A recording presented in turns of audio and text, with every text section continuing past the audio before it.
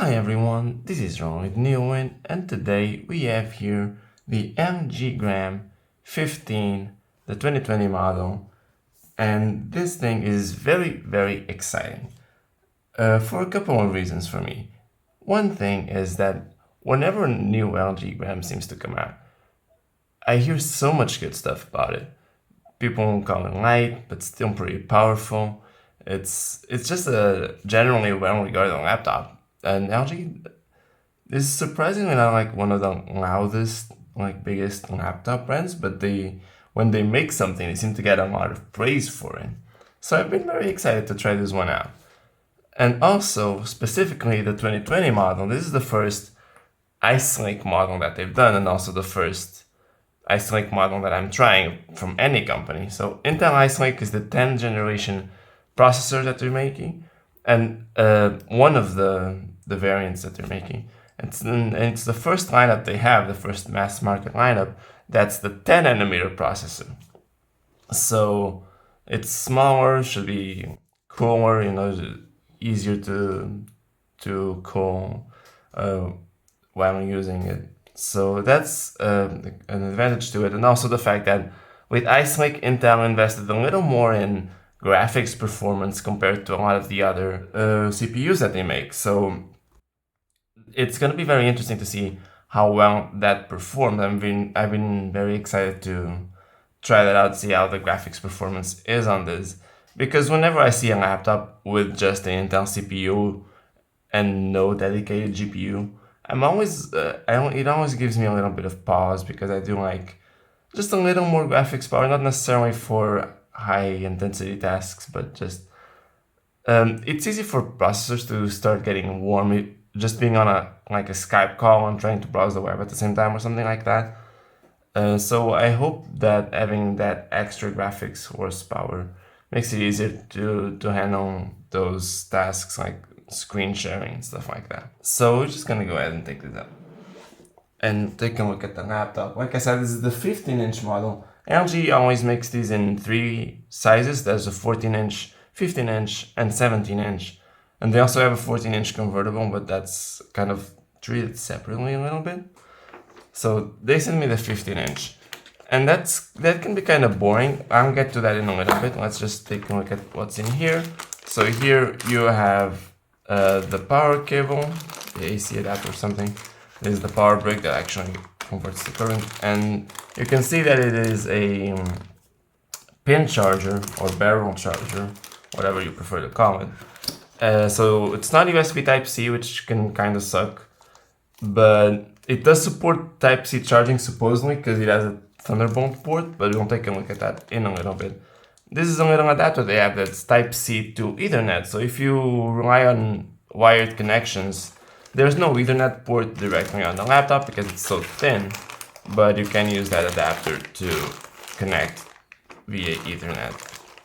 And then we have the laptop itself, which is obviously the more exciting part of this whole thing. So we got the laptop in this little plastic sleeve. We're gonna take it out. And so in terms of the design, by the way, I really like how it looks. It's very subdued. It doesn't really have anything that makes it flashy. The color, this is the dark silver. I think there's a white one too. It's very subtle. And the branding itself is also so subtle as well. The fact that it just says Gram, it's barely noticeable. There's not even an LG logo on the outside, so that's pretty nice.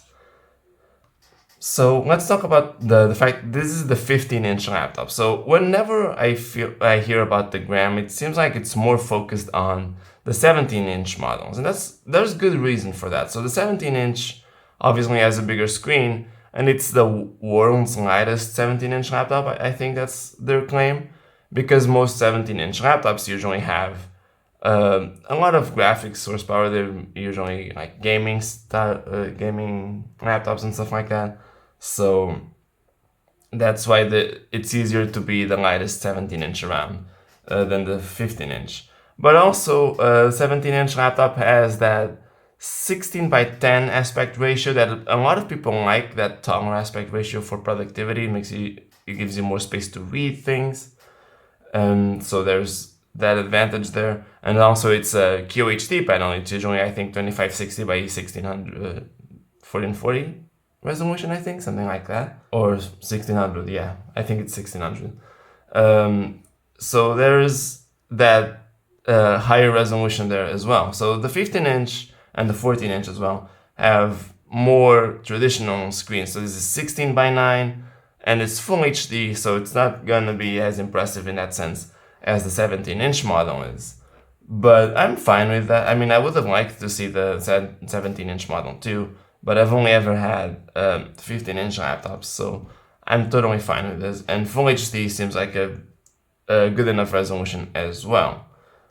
In terms of the specs, there's a few things here because LG doesn't usually give you a lot of choices, and actually that's something that my colleague Rich Woods has pointed out in his previous videos and reviews of the other grams from previous years. Specifically, I think the 17-inch is the more restrictive one. They don't give you a lot of configuration options, and like I said, my colleague Rich says that's a good thing, and I can see that because you're selling a premium product here. This is a premium product for sure. It's expensive. I believe this one is at least $1,700. I'm not completely sure how much storage this one has yet, so it might be more or less than that. But this is a premium product. You're promoting it as a premium product, and it's expensive because it's premium. So you really don't want to give customers a choice to buy something that sucks. So if you can take a look at Microsoft, for example, the Surface products they make, they're very premium products in the way they're advertised and built. But then they have these base models with a Core i3 and 4 gigabytes of RAM, and if you buy that, the performance is just not going to be there. And it's still a pretty expensive product, so you're really not getting a good deal there. If you want to buy something with a Core i3, you can buy something that's less premium, and it's not as much as a waste of money almost. When you're selling a premium product, you want to get premium. You want to give premium specs. In this case, LG does give you a few options, but not that many. So you can get this with a Core i5 or a Core i7, Ice Lake, both of them. And regardless of which one you get, the graphics are going to be the same. So if you know, Ice Lake has 3 tiers of graphics for the lineup. So you have the G1, which is basically the same as they used to be in previous generations, the HD graphics 6 something. Then you have the G4, which is the middle of the road, and you have the G7, which is the highest tier that they offer with Iris Plus.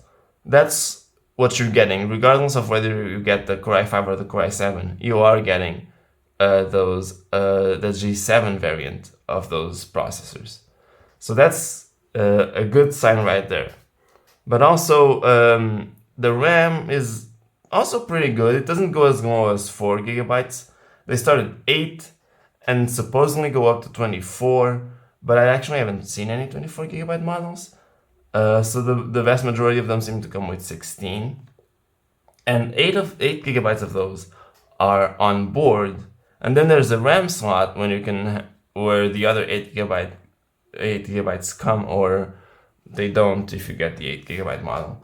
But the point is there's that free slot, and if you want to get the 24 gigabytes total, even if it doesn't come in the laptop out of the box, you can always just buy it and put the RAM in and just get that expansion. I mean, I am assuming. It doesn't seem like it's easy to disassemble this laptop, but the fact that it's not on board, I'm assuming you can upgrade it. So there are a few options here in terms of the RAM and the processor, but it's not really as broad as some other laptops are.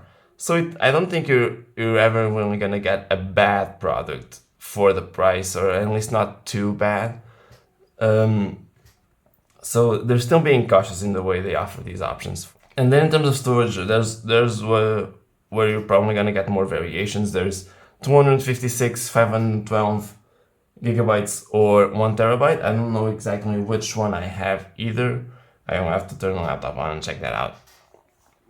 But let's take a look at the ports here.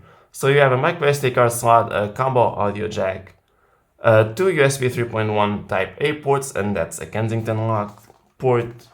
And then on the other side, the pin charger, another USB 3.1 Type A, HDMI, a Thunderbolt port, a USB Type C, and that's just a charging light there. So those are the ports you get. I do wish that they would just go for Type C charging and maybe have two USB Type C ports, especially when you have something. It comes with that adapter, that Ethernet adapter. So it would make sense for it to have another port if you want to use the adapter and be charging at the same time. But oh well, that's the way it is. So opening this up, one thing I like about opening this up is the fact that it's so easy to open with one hand. So it just lifts up like that. The hinge offers enough resistance that it doesn't just flop around, but it's really easy to open and you don't have to hold down the base, which I do have to do with most laptops I've tried. So yeah, look at that. There's Core i7, of course, Iris Plus. So the keyboard here looks fine. There's a number pad, which not every laptop has. Some weird things about it, like this weird almost joint key, the shift and these symbols there. Also, you might not like orange, so that's a very color that really jumps out at you. So that might not be for everyone. But I like it. It makes things very visible, and I prefer it over something like what I have in my main laptop, where everything is white. So you kind of have to look more carefully to find the options. This way, it's easy to see where everything is. So I'm okay with that. I don't really have a problem with the fact that it's orange. The power button here has a fingerprint reader built in, and in previous generations at least, when you press the power button, it reads your fingerprint right away, and then when you get to the Windows lock screen, it logs you in, so you don't have to worry about touching it again to be logged into Windows. That's obviously something that's easier, and it's a fine replacement if you for not having a Windows Hello camera, which this one doesn't. So that's cool. The trackpad feels pretty smooth. I don't think it's glass, but it's pretty smooth. It's pretty nice. It's also not the biggest one I've seen, but it's not the smallest either. And I can probably manage using this one. I don't have any problems with that. So the overall design I think is very nice. If you look at the display here, there are very, very minimal bezels there. All around. The biggest one is probably the bottom one where the LG logo is. And the top bezel is slightly bigger than the side bezels, but it's not a huge problem. So we're gonna go ahead and turn that on. So now the laptop's turned on. And yeah, I did already set this up a little bit. I only logged in because someone already reviewed this laptop, and not only did they leave their account on here, they had a password on it, so I couldn't show off anything. So I had to reset the laptop and set it up. So yeah, so there's a 15-inch screen there. It's very glossy because this is actually touch, which I like. That's another variation that they have with these laptops, is that some of them have touch and others don't. In Portugal, at least, all the 15-inch models that I saw on LG's website do seem to have touch, but I think it's possible that they don't. And the display looks quite nice. I don't know how much brightness this is at. It's halfway. It looks pretty darn nice. The colors look good. I didn't really have any complaints. It's sharp enough. Like I've never used anything above 1080p, so this is totally fine for me. And it just looks good. So, but yeah, small bezels as you can tell. And in terms of the software, of course, it's running Windows 10. And there are a few LG apps here out of the box, but not a ton. It could be worse. There are a few more than I would have liked to see personally, because I just don't like any sort of bloatware. You have some things here like Audio Director, Camera Director. I don't know what this is, honestly. and some LG apps, LG Easy Guide, LG Power Manager, Control Center, Update Center, stuff like that. So yeah, definitely some, whoops, I didn't mean to do that. Definitely some LG software on here, but nothing too big. Let me just find out how much storage I actually have on this, because I don't actually know. Storage. Oh, so this is the 1 terabyte model. So this is the top of the line they have. I'm assuming it's also 16 gigabytes of RAM. Yeah, so 16 gigabytes of RAM, 1 terabyte of storage. This is the higher end model they have, and it's quite nice. Again, it's really impressive how light it is. This is 1.12 kilograms, 2.47 pounds or so. It's not the lightest out there, but it's definitely very, very light. And for how much power this might have, I'm hoping it has because it's a Core i7 Ice Lake, this is very impressive. And you know, everything feels fine here. I can't really, there's nothing here that feels less than premium. So I'm really excited to try it out. There's a lot of flex to the screen here, which some people have a problem with. I don't really mind it that much, but I quite like the look, and the first impressions of this laptop are very positive.